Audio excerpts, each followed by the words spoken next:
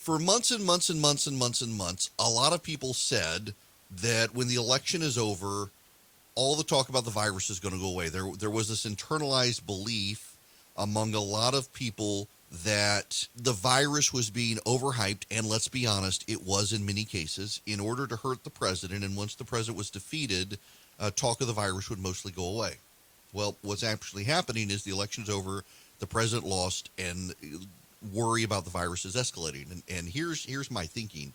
I suspect, in fact, what's his name, Trudeau up in Canada is already making the case that what we're actually going to see, in the spirit of never letting a crisis go to waste, is you're going to see some on the left essentially try to make a power grab over the virus.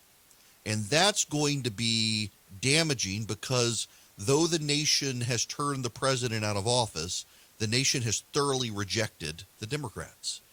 For those not keeping score at home, the Republicans nationwide had a massive showing in this election. The Republicans nationwide were able to pick off a third of the Hispanic vote in the country for the first time in history. They were able to pick off 15% of the black vote for the first time in history. Republicans were able to pick up state legislative seats. They were able to hold on to the Minnesota State Senate that everyone expected them to lose. They were able to make gains in the Arizona State Senate when people expected them to lose that. They were able to pick up the New Hampshire legislature. They were able to pick up the Alaska State House. The Republicans picked up the Montana's governor's mansion.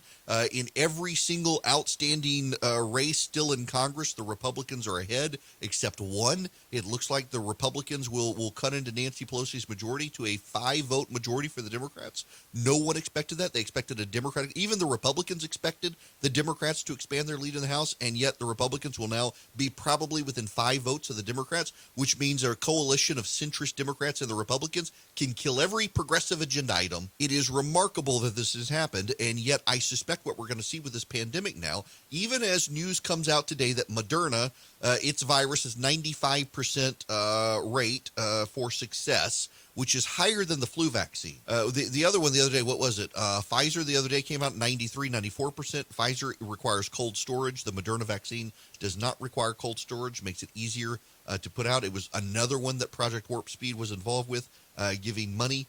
And I suspect what we are going to see is a power grab by the left saying, oh, we need more national control now of the country.